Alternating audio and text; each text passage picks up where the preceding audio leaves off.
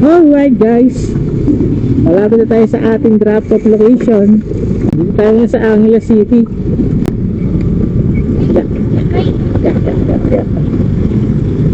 Sabi ng kalsado, sinaunang panahon pa to eh.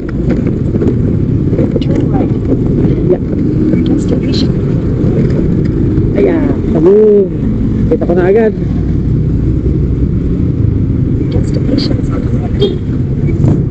Alright, no parking daw dito. Paano kaya ito? Enforcer ka? Naman no. Sandali lang tayo. Sir!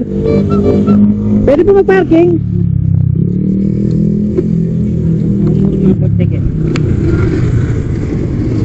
Palisan na natin, baka biglang may dumating na enforcer. So parang doon, may naka-signage. So yun guys.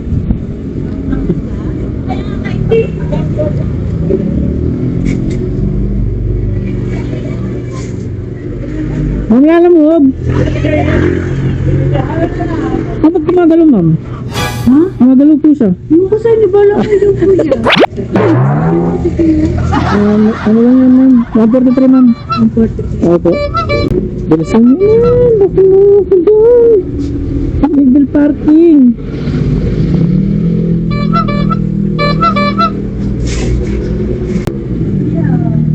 Sinugulat mo ako kuya. Gusto ka pa, ma'am? Okay na kuya. Baka na pa. Sige pa. So guys, 143 lang yung bigyan tayo ng 150. Sir, thank you, sir.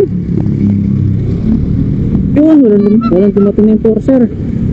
Nakatayo yung mga enforcer, guys. Yung nakalagay kasi, bawal mag-parking. At ayun yung ulan. Nakapatak-patak na.